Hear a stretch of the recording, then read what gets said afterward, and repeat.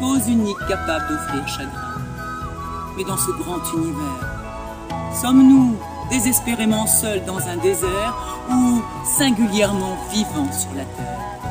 Dans le désir d'éclairer nos peurs en sous-jacence, partout dans le monde extérieur, convaincus de l'absolue nécessité de travailler de l'intérieur pour le bien de l'humanité, lui apporter le meilleur. Sonnette d'alarme, pas de sornette, c'est le drame. Jusqu'à quand laisserons-nous le hachoir du pouvoir de l'argent nous mener à l'abattoir, en pauvres gens? Jusqu'à quand donnerons-nous les fûts de nos jus au pressoir d'une minorité pour asseoir leurs intérêts? Jusqu'à quand ces vies qui fourmillent, déboussolées, subiront placides leur soi-disant fatalité?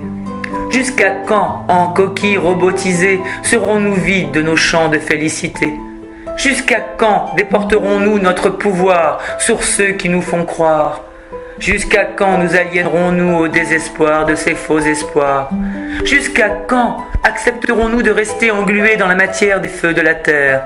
Ne nous voyons-nous pas coincés, enfermés, loin des cieux, dans nos misères? Où réside notre liberté de penser, de réfléchir, d'aimer, d'agir, en être responsables et libres? La vie n'est-elle que combat, cinéma, corrida, tombola, là où seule loi de nos petits mois fait foi? En toile de fond, le hic, nos raisons à leur pic ont raison de l'éthique en perdition.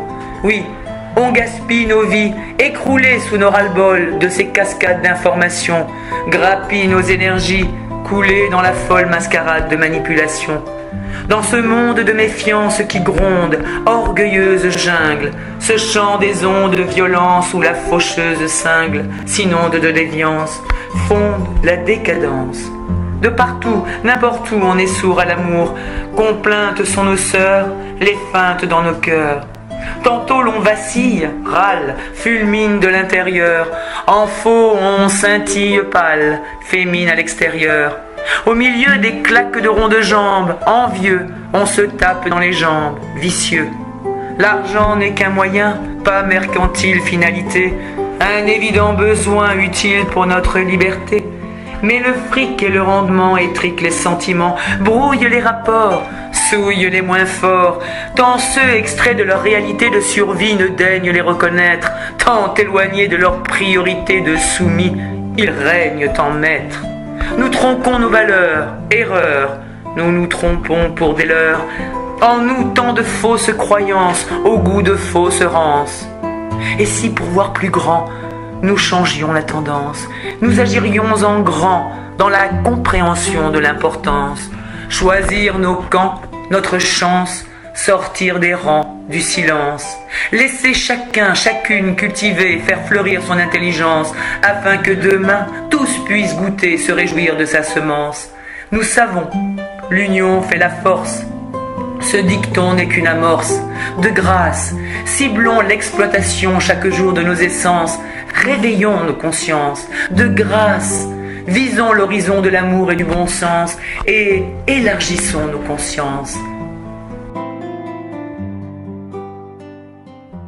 Il est à tout vent ancré en moi. Pourquoi le laisser flétrir à ras, ne pas le laisser fleurir en tas, avec joie et au nom de ma foi? Réussite dans toute délivrance, ce qui m'habite m'envoûte par chance. Pourquoi donc ne l'offrirais-je pas?